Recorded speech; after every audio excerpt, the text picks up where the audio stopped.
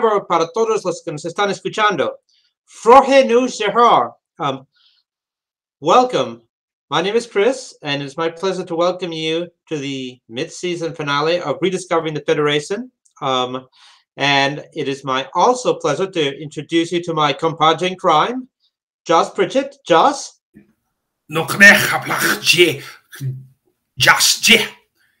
Good morning. Happy New Year. Welcome. I am Josh.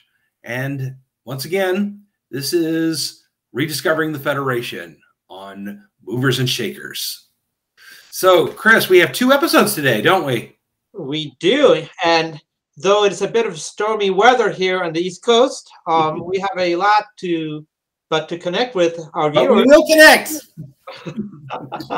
So let's go ahead and get started with these 2 episodes. A lot of stuff to cover, and we begin with an incursion into the void left by the dark matter anomaly.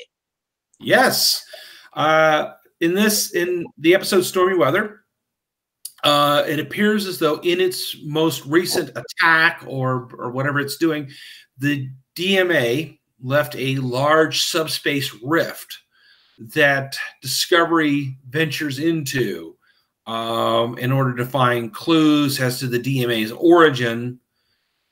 But once they go inside, they can't get out. Ooh, very interesting. So, and it also appears as though that the subspace rift is closing in on them. So very claustrophobic. It was very reminiscent of slightly of Das Boot and a lot of the very good submarine movies. Yeah, I was thinking of that, or yeah, it does. You do kind of get a claustrophobic feeling as the walls seem to get narrower and narrower, and of course, something about the void is messing with the mycelial network, so they can't just jump out.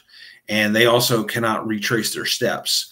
And along the way, Zora, Discovery's recently sentient artificial intelligence,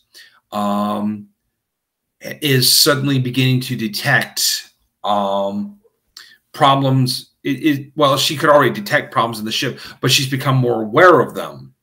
And Gray is trying to help her become, realize that, to help her anticipate, become more sentient in this regard.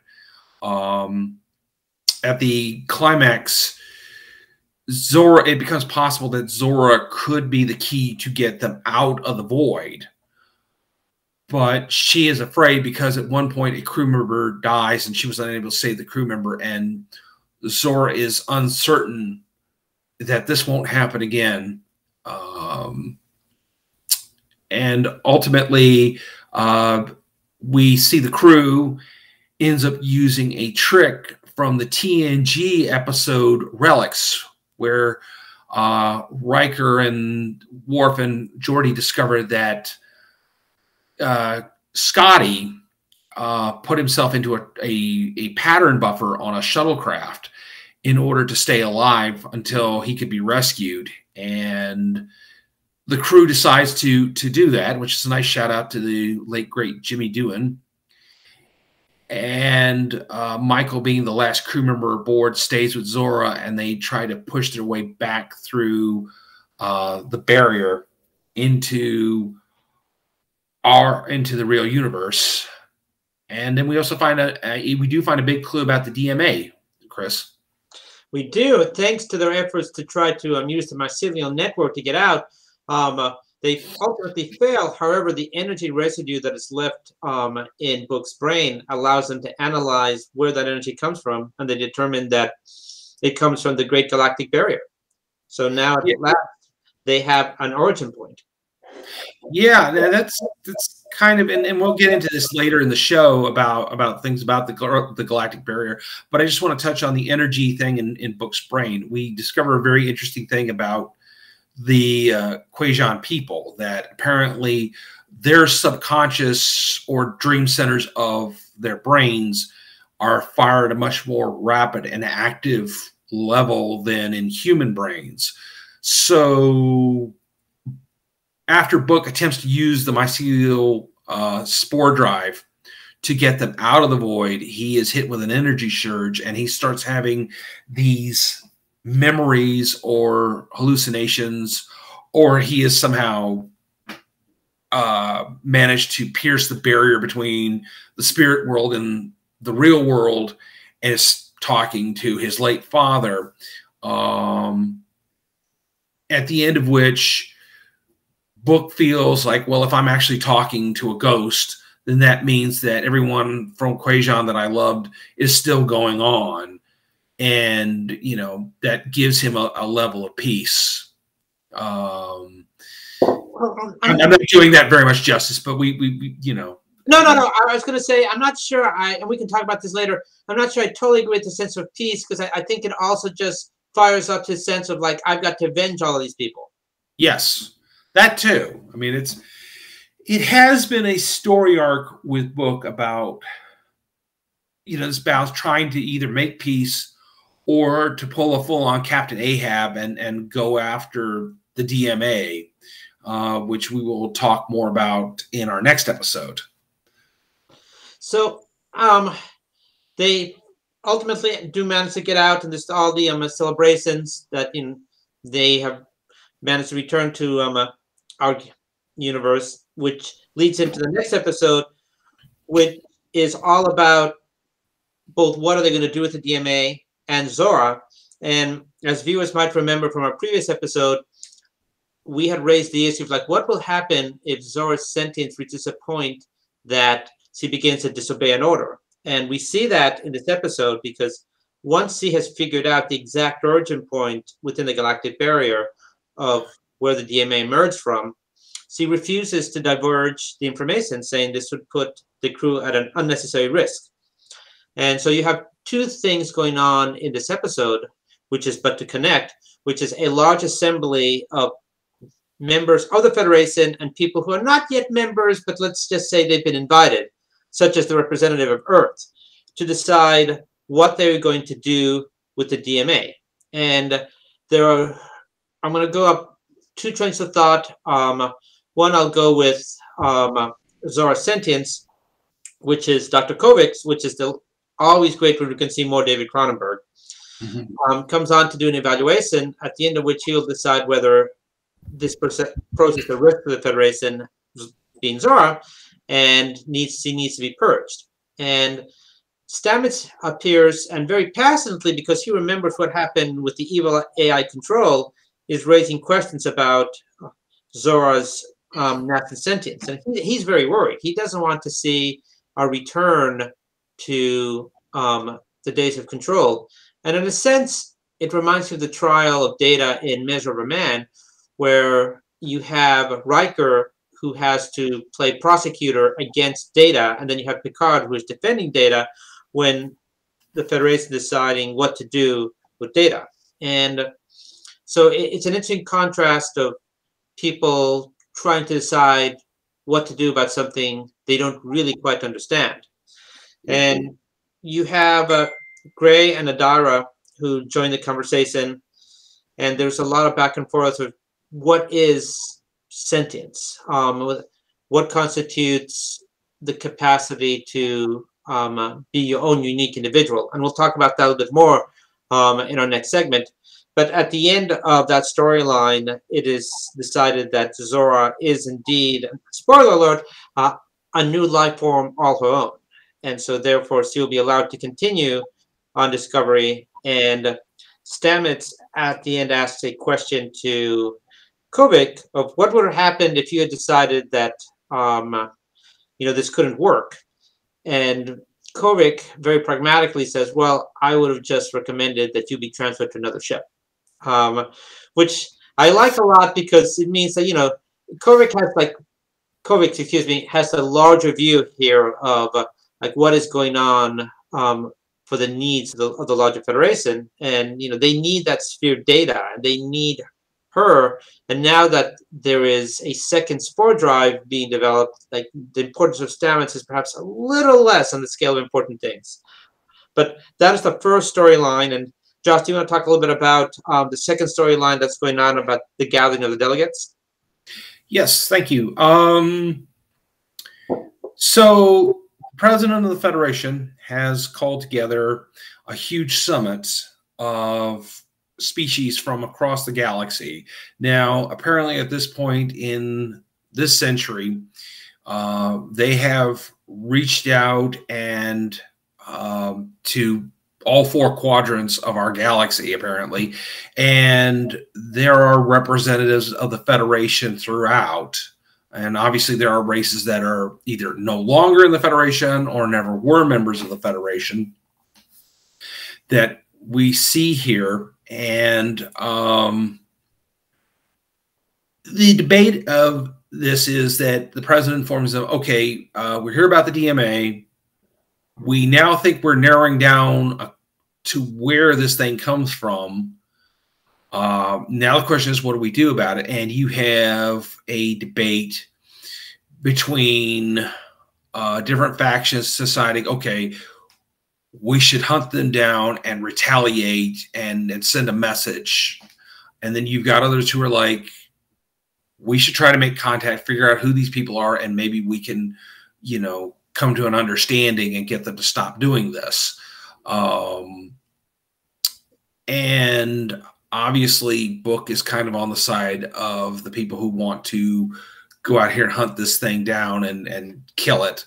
And then you've got Michael on the other side who's like, no, we should try to make contact, which, you know, sort of shows how far she's come from the first episode of Vulcan Greeting, where she was all for going ahead and attacking the Klingons outright. And now she's like, hang on a second here. We really do need to talk. And she goes into this wonderful speech about the views and values of the Federation. And it's not that Book doesn't believe in these things. He does. It's just that they've done the DMA has done a lot of damage. It's destroyed his home world. It's targeted other planets and systems. It's a huge threat, and it's causing nothing but havoc across the galaxy.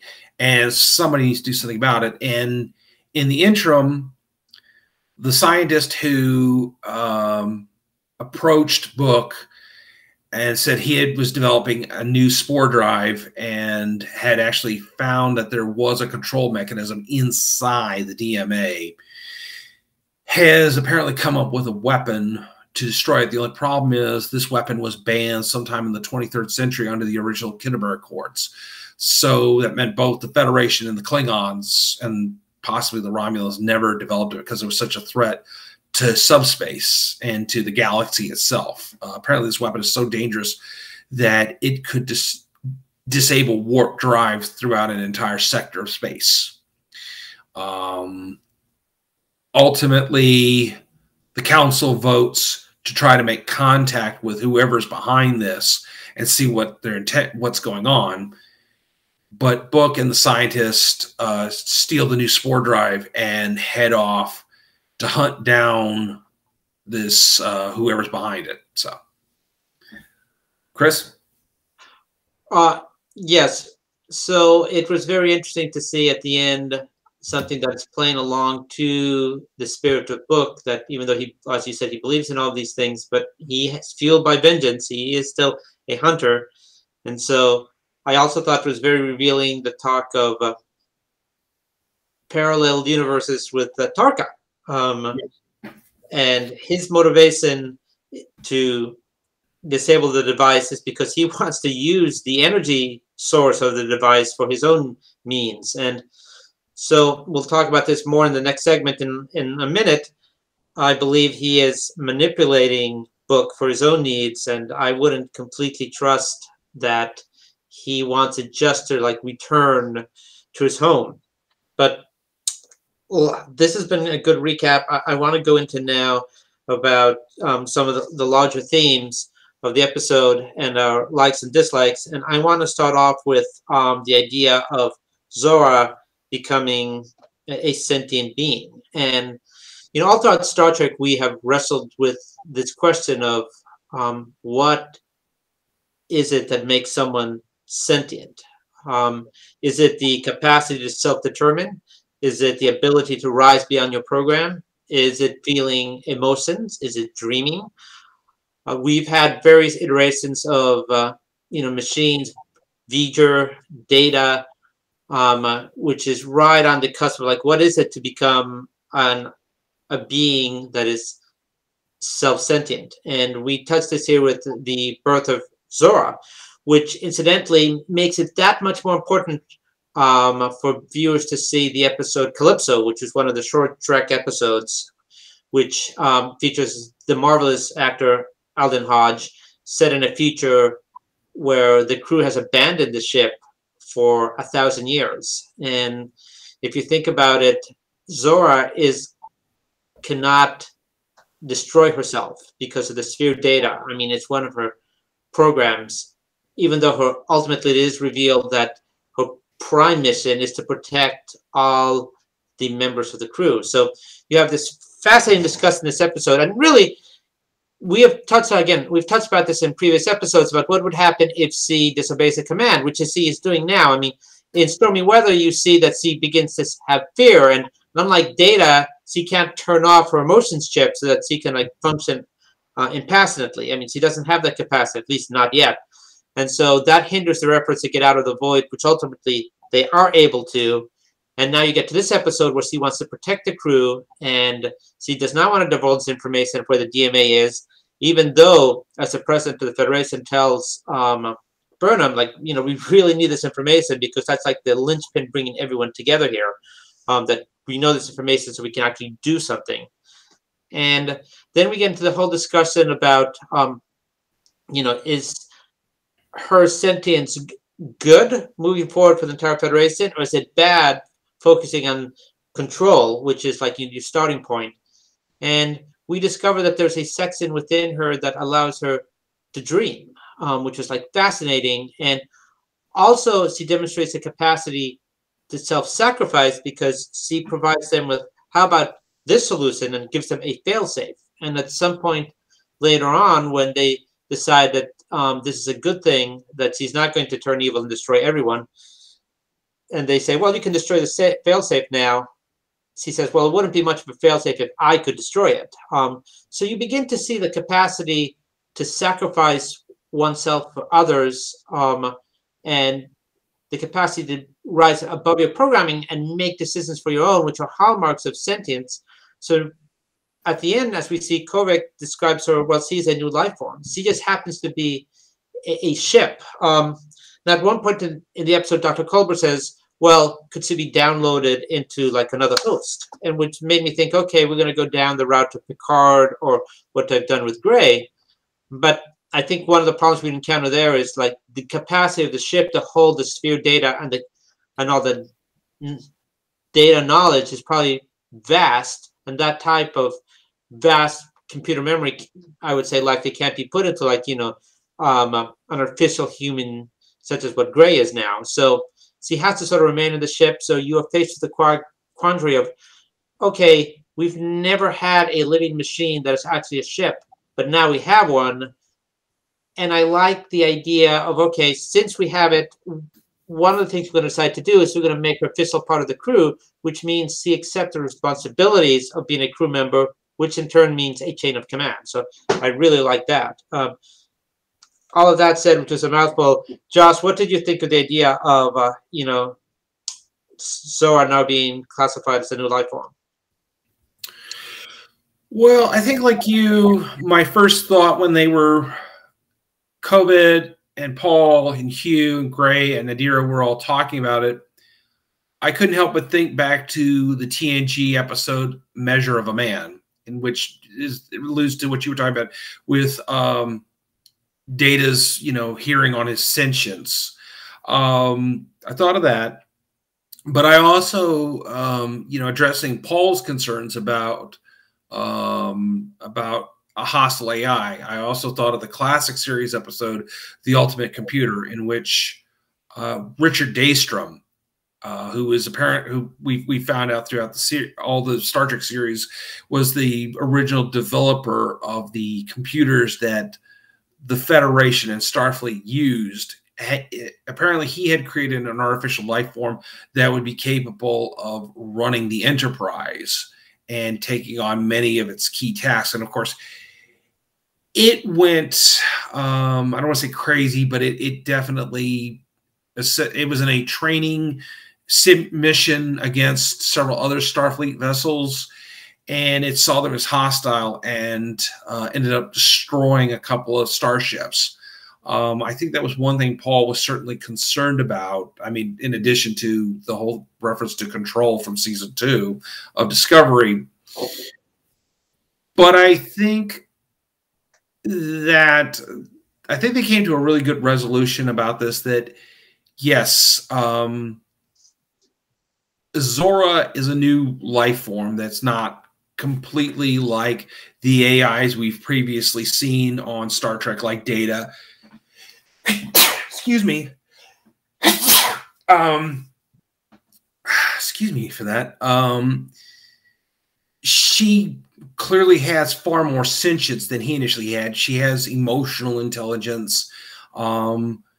She does have this familiar relationship, as we saw in Stormy Weather with the crew, that these are her people. And in her own way, I think she loves them and doesn't want to see them get hurt. And so if she tells them, hey, this is where you can find the people who created the DMA, she's like, oh no, this is too dangerous. I can't let them go there. And that leads me to another thought I just came up with.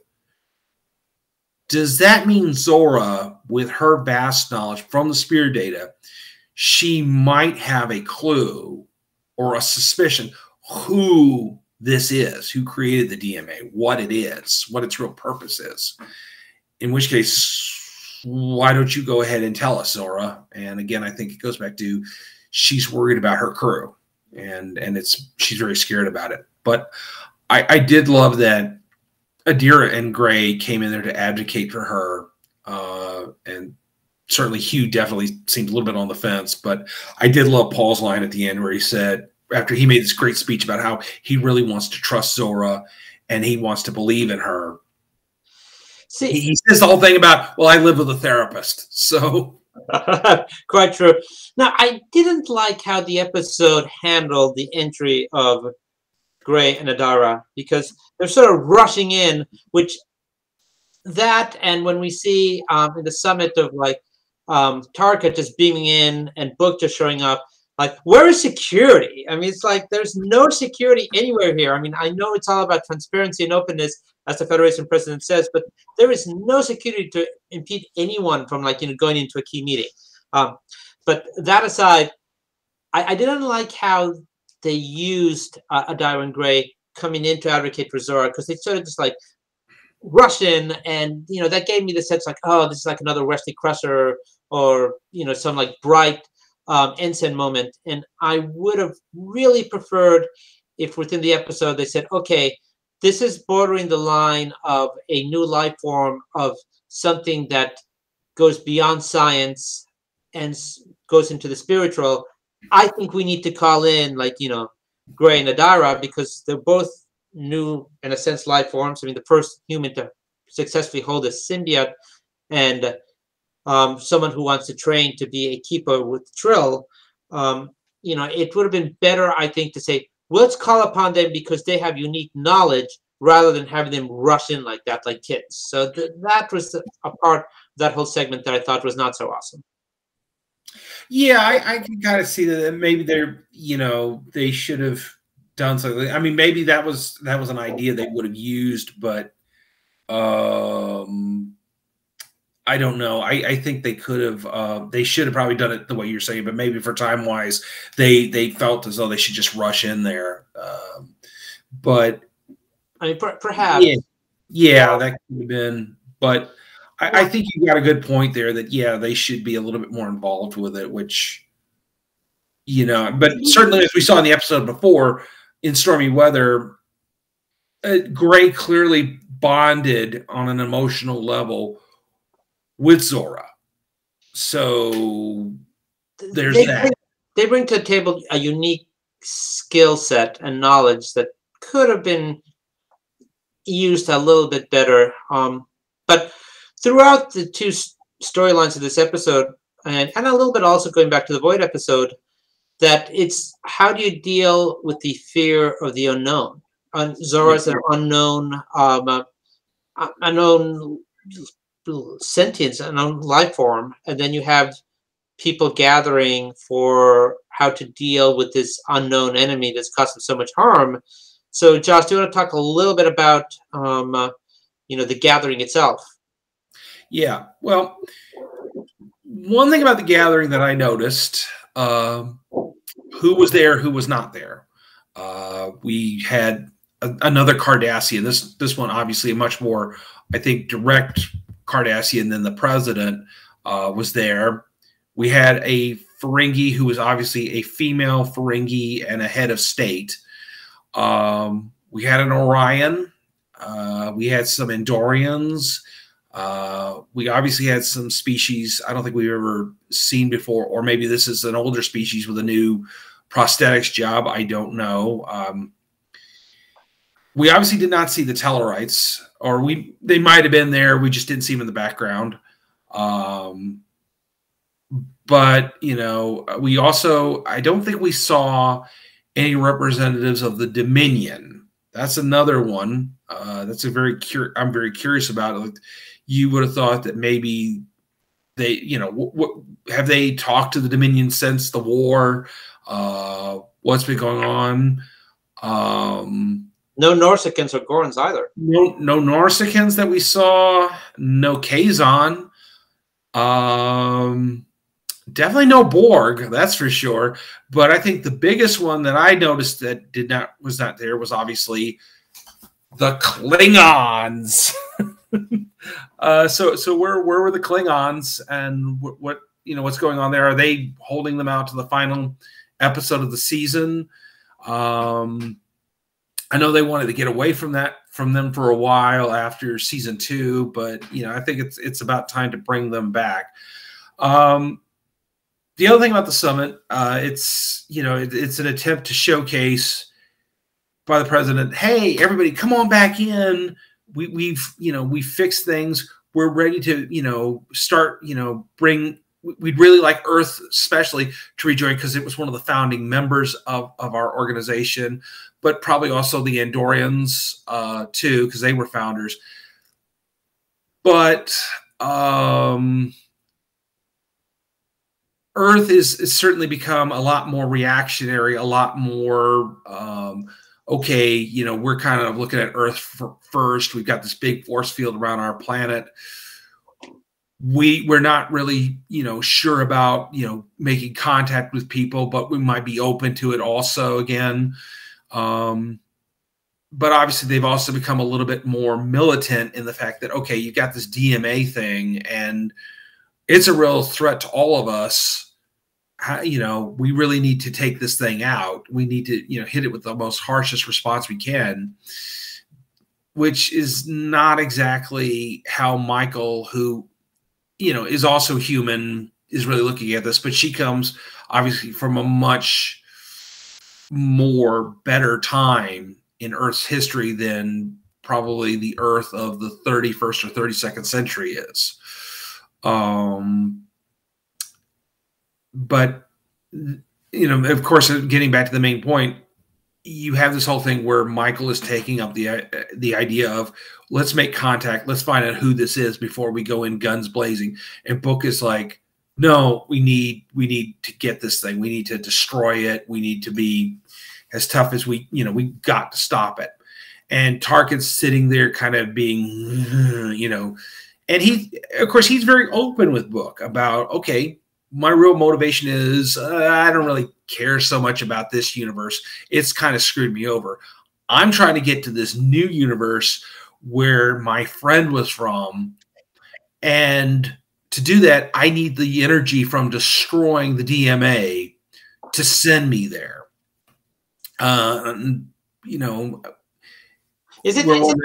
it's not the mirror universe. Right, but is it destroying the DMA, or does he want to disable it so then he can get to the device and use it for his own means? Right. It's one of those. I thought he was saying that he wanted to use the weapon he had come up with because destroying it would The Trillium weapon. use a lot of energy that would propel him across the dimensional barriers into this other universe. My question to that is, okay, if we're talking like parallel universes and that there are more than 3, the Prime Universe, the Kelvin Timeline, and the Mirror Universe. Well, we know that there are more because there was the episode from TNG where Worf was skipping around parallel universes. So we know that it is possible. It's just this guy has decided to take a very violent method of getting to where he wants to be. You know, Josh, he reminds me a lot of the character of Dr. Soran from Star Trek Generations, where all he wanted to do was return to the Nexus because he viewed the Nexus as being like this place where he, for a moment, he was utterly happy. And, you know, he's basically destroying planets in order to, like, get back to the Nexus. So it reminded me a lot of Dr. Soran, that he doesn't care about the consequences of what he's leaving behind as long as he gets to where he wants to go to. Right, exactly. I think that he is very self-centered. I think he doesn't give a damn about who he hurts to get what he wants,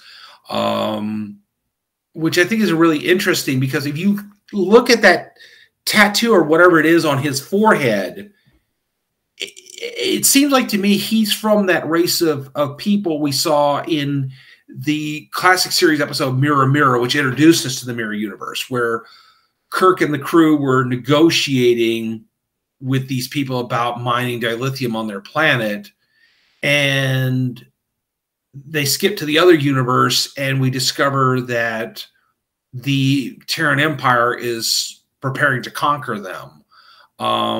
So I'm wondering, A, is this guy from that planet? And B, you know, the reason they decided he was from there, you know, is because of an homage to the Mirror Universe, where we first get the idea of parallel universes in the Star Trek universe. And also, what happened to this planet that it went from being an extremely pacifistic people to producing a guy that is so unable to, you know, relate to other people, that has no empathy, that just wants what he wants at whatever the cost. What has happened there? Obviously, the Emerald Chain, because he does mention that he was a scientist enslaved to the Emerald Chain, and forced to build weapons for them. So I think there's still too much of the Emerald Chain, you know, that kind of mindset that he got from them is going on in his mind right now. So going back to your point of who was there and who wasn't, yeah, I guess one determining factor is the people who were there are the people who accepted the dilithium from the Federation, because you need to be able to get to Federation headquarters. And it might be that they just haven't approached the Norsicans or the Gorn or the Klingons. And you see the parallel here. These are species that are at least viewed as militant. I mean, there's a reference to when Burnham first meets Book that the Gorn had destroyed all the subspace relays, making communication that much more difficult. So it could be that, you know, they're first taking the approach of giving the dilithium to the species that they are confident they're not going to go out and try to fight. And then it's going to be the next step is, okay, reaching out to species that, like the Klingons, where they might be a little scared of, but okay, let's see what's happening with them. And I also didn't see any Bajorans present, which is a bit of a bummer. As viewers know, Joss and I have talked about if we could be going back to Deep Space Nine and Bajor, and it seemed at the beginning that we were heading that way, but now with the device being mechanical, I think we're probably not going to be going back to Bajor. Now, one development I did like in this episode that we had talked about in previous episodes was what they're doing with the Daira and Gray, and they needed to split up. and so I was actually glad to see that they are not because I hate them like as a couple, but their natural evolution is that they're too dependent on one another, and he wants to go out, Gray wants to go out and be a keeper, and he's got to leave and train at some point. So I really like that. Okay, they're going to go their separate ways. Whether it's going to be permanent, we don't know, but it's a natural part of the storyline that they have to be separated. And I thought one of the strong points of this episode and throughout the season is that they were giving a lot of their actors a break. I imagine it was difficult filming in Toronto for months at a time because of the pandemic. And, it also raises the ante for us as viewers because, okay, maybe they're not going to kill them. We don't have to have the fear that they're going to be killed off. But I think we have to have the fear that, okay, an event is going to happen that's going to leave them off the show for a number of episodes. And so that keeps us on our toes, like, oh, I've got to watch this episode because I don't know if a character that I like may not be there for the next episode, and I got to know why. So I really like that they're doing that. Yeah. Well, I don't know exactly what is in the actor who plays Gray's contract. I'm assuming Gray will return at some point. But yeah, obviously they do have to give certain characters a break. There's been a lot of stress because of COVID. And I know that a lot of them have just been living at the studio in their trailers when they're not filming. So I imagine everybody needs some downtime. Hence this upcoming mid-season break that they're doing so that, people can get out and about. And a shout out to, I see that we have someone, Julie Hyman, who's pointing out that Shatner had strange contract stipulations, and it could be that there's some contract stipulations in some of the people in the filming Discovery due to COVID that they might be like, I'm only going to be there for a certain amount of episodes because I want to go back home to Los Angeles, or I have other things to do. And I think this may be in part why we're not seeing Tig Notaro so much, because she's got so much going on.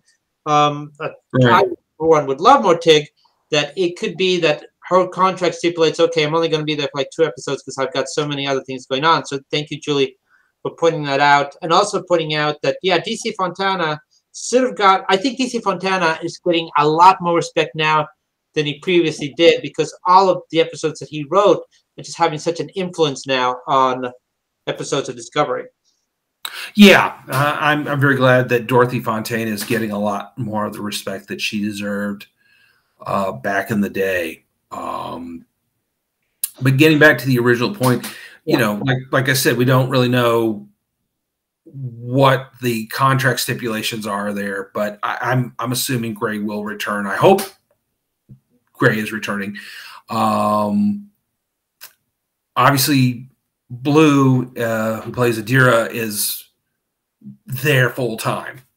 They are a full time part of the show. So she may be. It looks like she's going to be gone for a couple of episodes as he's going with Gray to Trill. Right. But from the trailer we got of what's coming up in the second half of the season, Adira will be there, being a significant part of the series.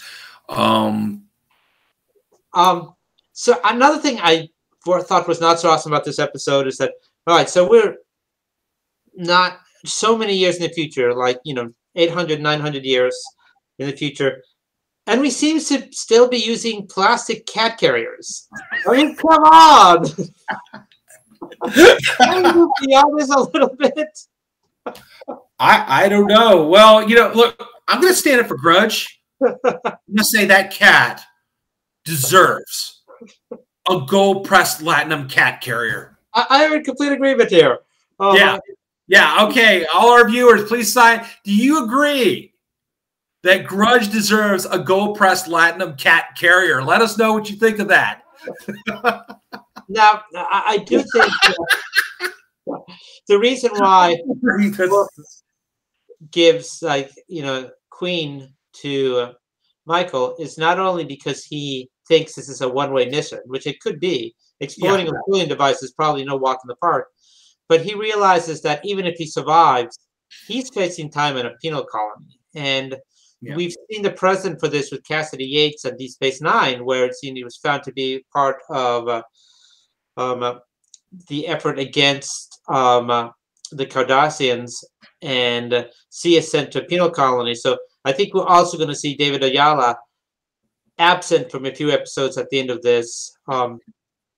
Not sure what his contract negotiations might be for the next season, but I do believe that he is facing some time in a penal colony because stealing your experimental spore drive to detonate a banned explosive against the express wishes of the entire Federation, that's not he's gained a lot of goodwill, but that's not something that's going to be brushed under the rug. So I think that David Ayala will possibly miss some time as well, because I can't see any scenario that doesn't have him like going to a penal colony for a while because of these accidents.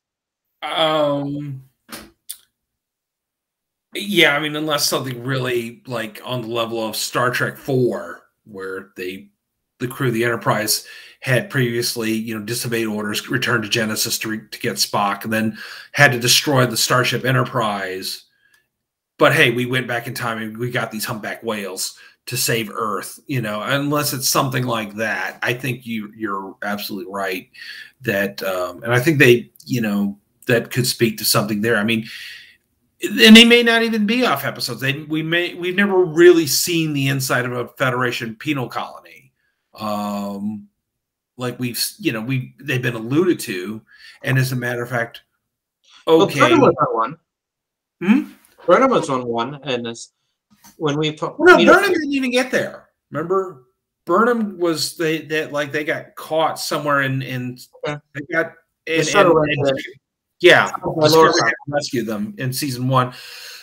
But we also had this whole thing. I mean, of course, it was alluded to that Ro Laram had been to a penal colony and had indicated it was not the most pleasant thing. But I guess, I'm guessing Federation penal colonies are probably a lot more humane than our own modern American prison systems. But we do see a glimpse of, I guess, what's a low security one in Voyager in the first episode when Janeway goes to pick up Paris. Yeah, and he's doing gardening. I think he's in Australia. The punishment I got as a kid.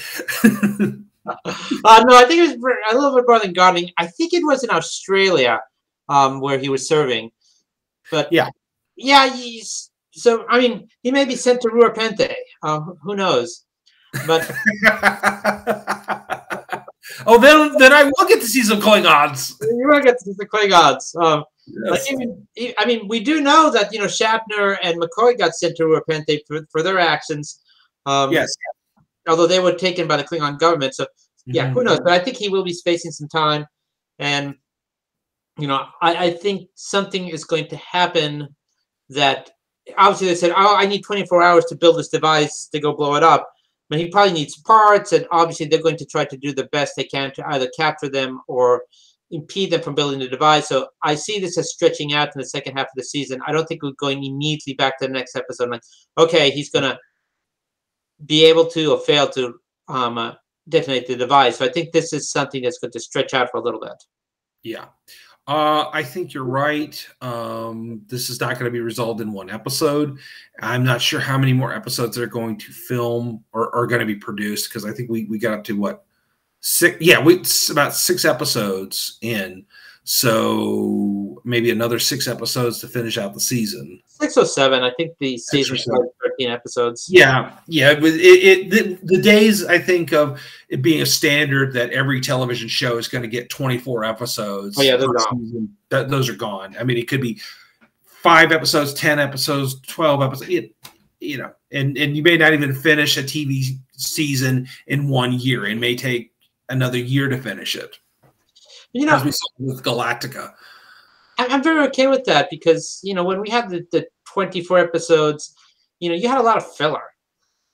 Yeah, you do. I mean, it's we're not talking something like that as adrenaline based as say 24 itself was.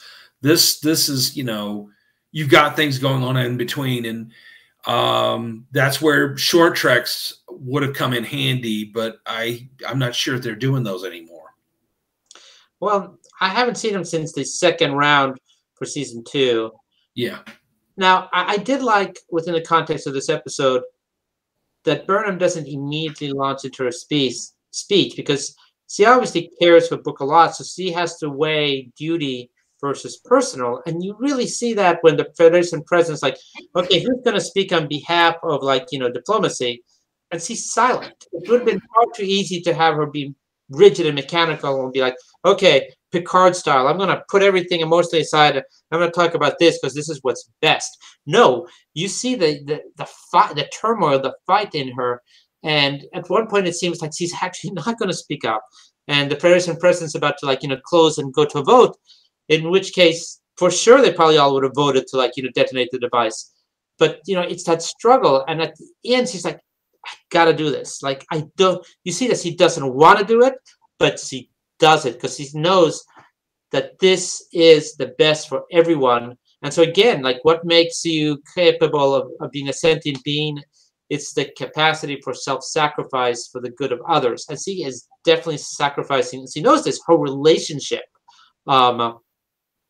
with Book for what she thinks is the greater good of the entire Federation. So I thought that was, like, really powerful at that moment. And the direction and how they wrote that in the script, I thought was really well done. I thought it was pretty awesome. Yeah. I think that her speech was very moving. It was very powerful. And it, I think it does speak to the fact that, in a lot of episodes like this, you do have the great speech makers like Picard and Sisko, Janeway, Archer, and Kirk. I thought it was a good speech. I can't quote it off the top of my head, but it was a very good speech. And clearly she made these points that, this statement of values that the Federation has, that we can't be a militant society. We can't just, go from war to war. We have to, assess this first. War should not be our first and only option. In some ways, she actually reminded me a little bit of Captain America, of standing up for a principle, because if you go back to what, just crossing over Captain America, the Winter Soldier, when he makes that speech before the final battle about, standing up for principles against what, Hydra's going to do, even though Hydra's making this reasonable argument, it's still, he's still like, no, that's not the America I believe in. And this is not the Federation Burnham believes in. And then it goes back to another thing back in season 1, when the Admiralty wanted to detonate thermal nuclear weapons in the heart and the planetary core of Kronos in order to stop the war. It was clearly something that Burnham was against. Just genociding the Klingons was not the way to go, and she found another solution. And I think this is speaking to that again. Is we should not just we should find out who's behind this before we just decide to start firing phasers. True. So, very good speech. Very, it's very true to the character. Yeah. And again, shout out to all the people who are viewing us, especially in Wedoe, Alabama. Thank you for tuning in for watch our show, and of course, Happy New Year. I also liked within this episode, the fact that you had the people voting, and it wasn't just okay, let's just like put into some computer a vote.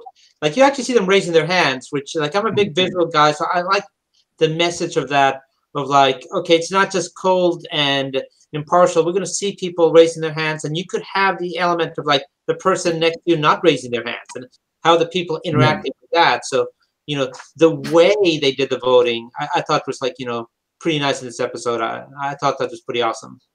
Yeah, I agree. Yeah, that is a very powerful scene, all the different people, most notably, I think the Ferengi representative, raising their hands, and then, you see that the computer interface come up and that indicating, I'm voting to seek diplomacy. And then, of course, the scene ends with Saru and the Vulcan president having a moment and going off to tea. Yeah. It wasn't all doom and gloom with Burnham and Book. I mean, you see some hope of Saru and the president of Navarre. Yeah, there's something going on there, and I really like that. And harking back to previous episodes, and that was the great thing.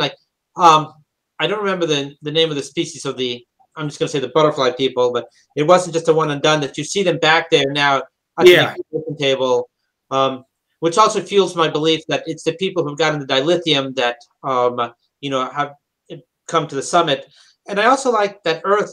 There's the reference of Earth and Titan, because thanks to their actions now, Titan and the Earth people have come together, and I think that's a strength of Discovery and the writing crew that little things that we see in previous seasons, it's not one and done and they're forgetting about it. They're bringing it back into the narrative, even if it's just a casual reference to yes, we do have now a joint alliance between Earth and Titan. We considering ourselves one people. It's previous elements and tidbits that you could think could be discarded and you don't need to remember. No, you do need to remember them, which again is the importance, I think, of the Star Trek short Calypso, that I think it's going to come more into play as we go on to the second part of the season. But it's strong writing in that they can remember things they mentioned to us before and make them relevant again, even if it's just a brief saying. And I also want to ask you, Josh, what you thought of.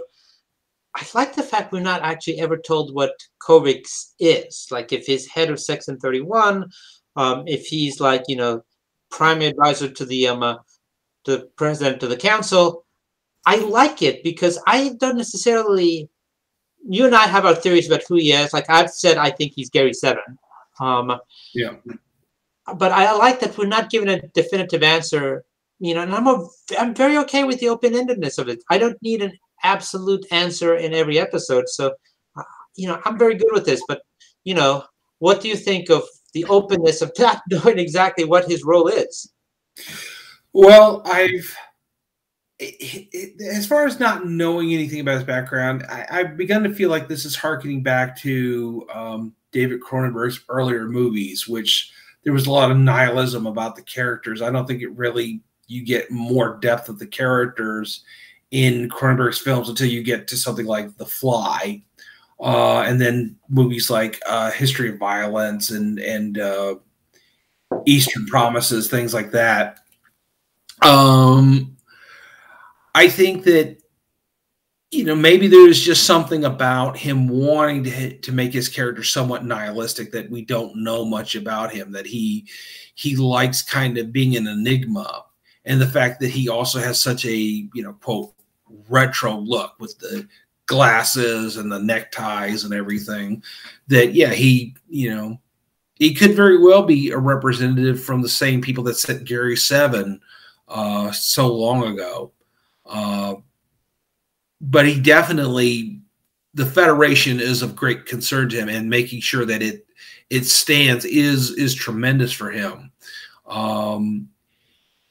I did love how he said the whole thing about how that if it had gone differently, he would have recommended that Stamets be transferred off of Discovery instead of, necessarily extricating Zora. So clearly he has an affinity for non-biological life forms. So maybe he's a descendant from the planet we saw at the end of season 1 of Picard. Maybe he is an AI. The only thing we know about him is his birthday is the same day as First Contact.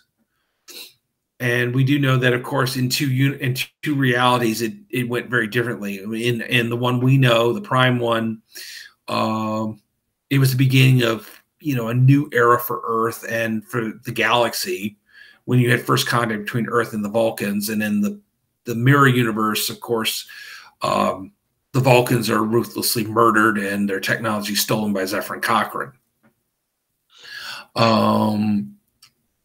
And of course he alludes to this when we first meet him, but you know, I think we're going to keep finding out more about him as the series goes on. I don't think we'll really know anything until whenever David Cronenberg is really doesn't feel like doing this anymore, which I don't think is for a while yet. I hope. I really hope we get to meet him at a con. I'd love that. Yeah, I mean, having David Cronenberg on the show is just like next level. I enjoy it immensely each time I see him on screen, and I'm very glad that someone of his caliber decided to do that, because I could easily see him being like, well, no, I'm David Cronenberg, I don't need to be doing this, but he is, which is great and like totally awesome. So absolutely loving having David Cronenberg on the scene. And thank you, Josh, also for mentioning the episode of Star Trek: The Next Generation where Worf has a shuttle incident and he's shuttling between different different universes, because I was going to say that Discovery was taking a page out of the Marvel book with multiple universes, but you reminded me, like, no, like Star Trek with that episode actually did it before Marvel. So thank you for reminding me. Oh, no problem. That actually parallels as one of my all-time favorite episodes from the TNG era and from Star Trek in general. Just because I think Michael Dorn got to finally take Worf, because that episode aired in season 7, and Michael got to take Worf in some interesting new directions, including in at least one or two of those realities being married to Counselor Troy. Right, yes. So, we to remind our viewers, we are going to go on a break because the show is also going to be going on break until February 10th. We got brief glimpses of scenes from episodes that are coming up after the break, but Josh, like, what's your read for what we can expect for when the series returns? Well, I am hoping that the DMA is from some new species that we've never encountered before, but I have a feeling that it is either going to be a weapon sent. I'm sorry, I'm blanking on the name of this particular episode, but it was from the original series where the Enterprise encountered a race of beings of conquerors that had come from another galaxy with the intention of conquering this one. And I'm wondering if they could be the people involved, that they sent this weapon to destroy our galaxy, which... You mean the Doomsday weapon? Yeah. Well, no, they weren't connected with the Doomsday, but that is another thought I have, is that it is Doomsday Weapon 2.0 that might have gotten sent and is consuming planets and life forms. And evidently it's far more powerful than the original because it's 5 light years across, and apparently it does irreparable harm to subspace. So maybe we're going to finally find out about that. But here's another thought, because we're talking the galactic barrier, and we go back to the original series episode Where No Man Has Gone Before, and Gary Mitchell. Could Gary Mitchell be returning? Ooh, there's a scary thought. That is a scary thought. So I am going to lean towards the history of Star Trek with probes, that, as in Star Trek 4, you see probes being sent that have consequences that are not initially foreseen by the people who sent them. And so it's easy to see from the effects of what's happening now to assume ill intent, but I'm not so sure.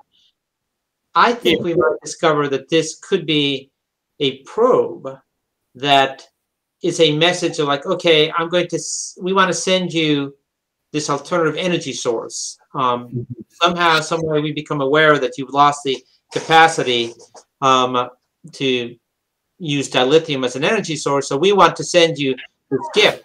And somehow, something has failed in transit, or they didn't realize the consequences of sending this over here. But maybe it was supposed to turn itself off once it got here and it didn't. And the consequence of being continuously on is what's happening.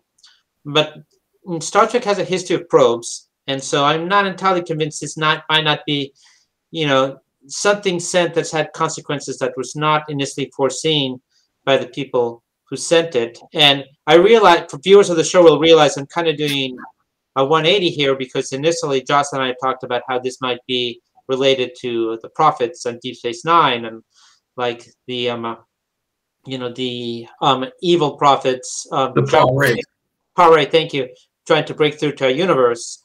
So I'm going to complete 180 and saying that no, this is something that may have been actually intended as beneficial, but it had unintended consequences.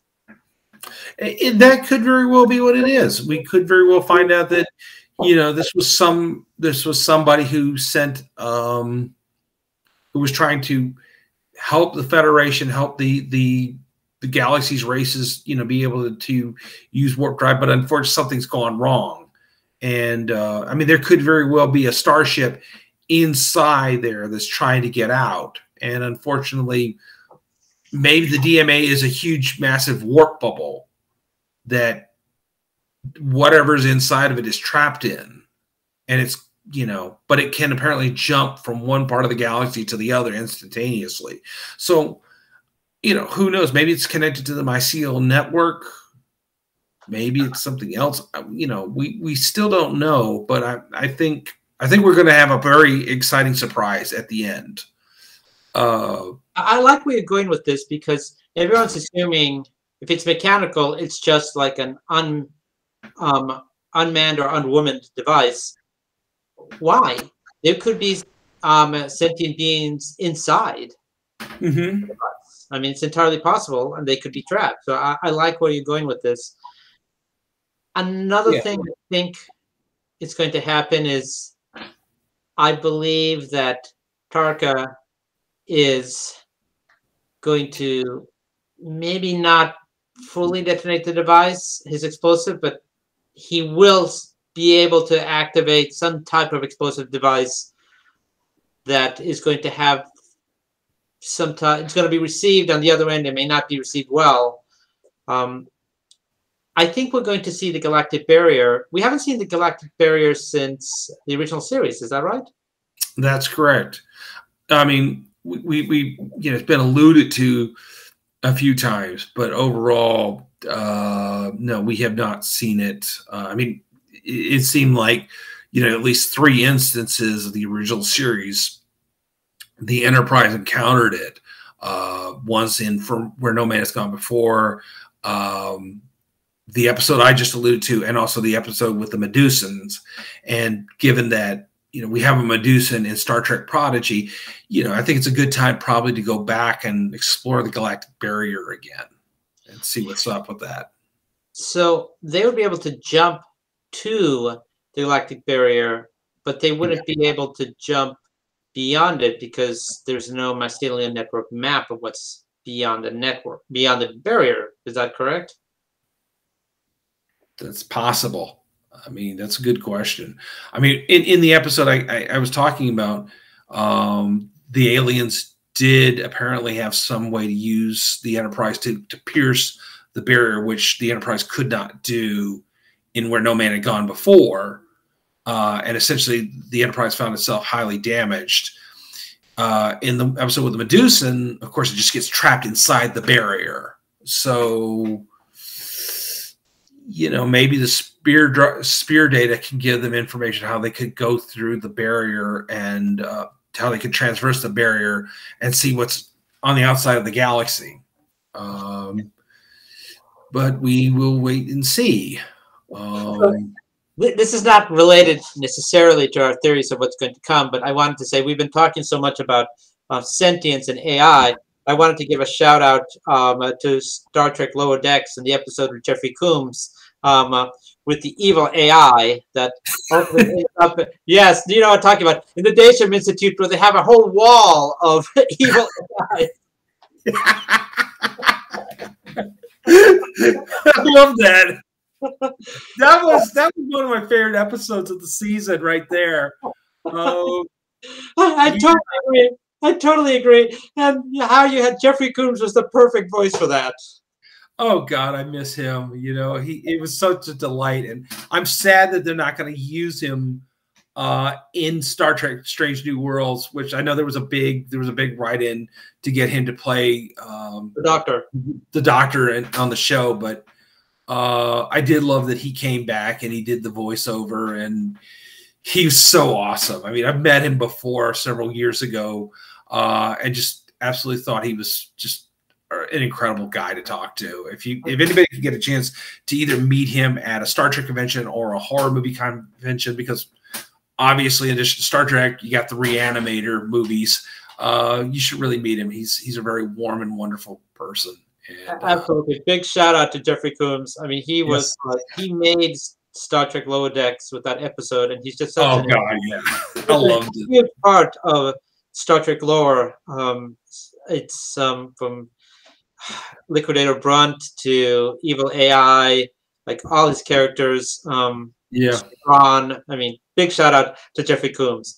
But I think it's a safe bet to say that we will, before the end of the season, discover who sent the we don't know who they are, but we will discover.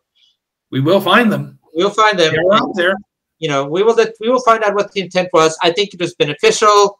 Maybe it's not. I also think we'll find out that Tarkin is not really a nice guy, and that if he may want to return to his universe, but the question that is not being asked, I think we'll discover in episodes ahead, is like, why did he leave?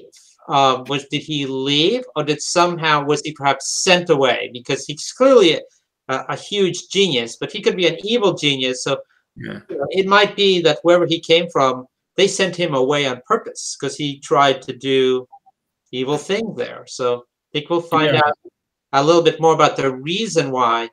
Again, we assume he left on his own. I'm not so sure. I could revisit he's sent away. There's just one thing. I thought he actually came from this universe, but his friend was from the other universe, and his friend was trying to get back, but they were both scientists who were enslaved by the chain. It could be, but I think he also might have the capacity to twist facts to his convenience. That could be too. Of course, he could also be another Q who got banished. Could be. Yeah, in which case maybe we'll see John Delancey do double duty and show up on Discovery and say, yeah, no, we're not letting you back in. I may have done some reckless things, but you're a real bad person. You're a real bad person. I mean, it's entirely possible. I mean, again, as we've talked about, these drop along lines of like, oh, we haven't heard from Q Continuum in 600 years. Maybe there's a reason for that. Maybe they shut everything out to not let this guy back in. But I think it's going to be an exciting return of the season. You know, it's going to be a bit of a long month, but sometimes absence makes the heart grow fonder. So we'll realize just how much more we love our show. So with all of that said, have Prodigy. We will have Prodigy back. We will have Prodigy. That is true. Yes. So with all of that said, I'm going to set my phaser to stun. And I'm going to sharpen my batleth. And if viewers want to follow me a bit more, you can follow me on Instagram at ReDiscovering. And I'm going to take a page out of my Compadre Crimes, Joss's book, and remind everyone that in February we will have a Farpoint convention, which I think in Towson, Maryland, which is a locally run independent con that I hope people will consider going to. Joss, do you want to tell our viewers a little bit about yourself? Yes, thank you, Chris. You can reach out to me through Josh Pritchett Jr. on Facebook. And once again, my short story collection, Bigfoot and Other Tales of the Supernatural, is available on Amazon and Kindle. It includes a variety of horror and science fiction stories that many people have told me that they're really enjoying. So if anybody needs a late Christmas gift or New Year's gift or anything, it's available. And I will be signing copies at Farpoint too. So feel free to, yes, I have a table. I will be selling copies. I know that. Yes. Tell me this. Yes. Fantastic. So if you're at Farpoint, go to Josh's table. Yeah, come to my table. Come bother me. I'll be the Klingon in you know, dressed in Kelvin timeline armor. So that'll be something. Yeah. Okay. So I guess with that said, we will once again set our phasers and stun. I am Chris. And this is Joss. We are rediscovering the Federation, and we look forward to rediscovering you in about a month's time. Thank you for watching our show. Kapla, live long and prosper. Peace and long life.